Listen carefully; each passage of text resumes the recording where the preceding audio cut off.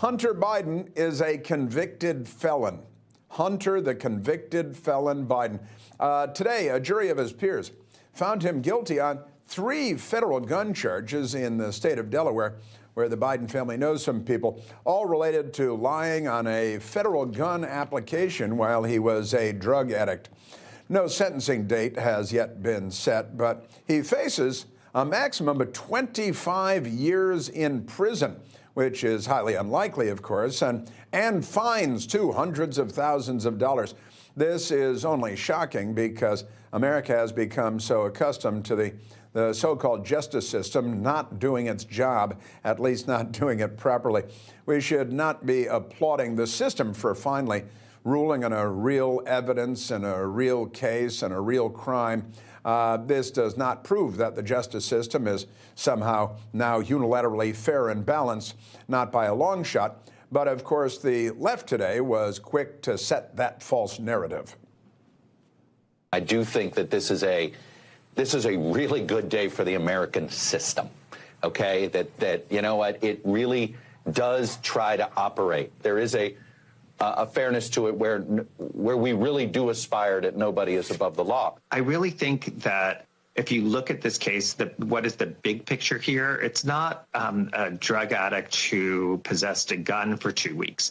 It is that you have a president of the United States who is living embodiment of the rule of law, even with respect to his only living son. The law applies to everybody, and it is fair.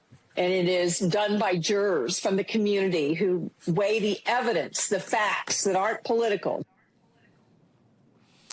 Don't be fooled. You know, those are all lies, and those are all allies of the, although Chuck Todd may lose his invitation to the White House Christmas party this year.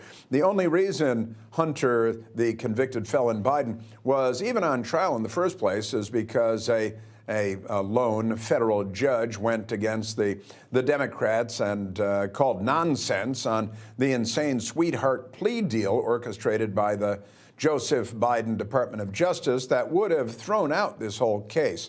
The liberal media, and that's most of them, of course, conveniently forgets that and leaves it out.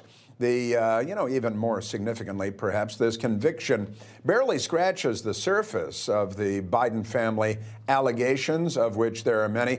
Hunter Biden should be on trial for a multitude of much more serious alleged crimes.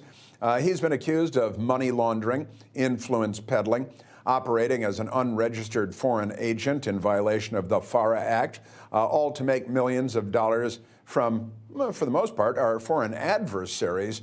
The FBI has a laptop full of evidence against Hunter Biden. They've had it for a very long time.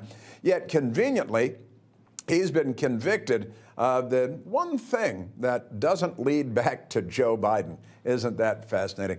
Joe Biden released a statement today saying, "I will accept the outcome of this case and will continue to respect the judicial process as Hunter considers an appeal." Got to have an appeal, I think. Joe Biden has previously claimed that he wouldn't pardon Hunter, the convicted felon Biden, if convicted. Well, we'll see if he keeps his word on that one. What we do know is that Hunter Biden just became the sacrificial lamb to give the Biden's political Department of Justice the appearance of impartiality going into the election. He will evade any serious punishment, no doubt, because, you know, this is all part of the plan. The Biden campaign will use this conviction from now until Election Day, certainly, to claim that this somehow solidifies and justifies the Trump conviction in New York as fair. But the truth is, both of these trials were politically motivated, and that's why Americans will continue to have no faith in the justice system.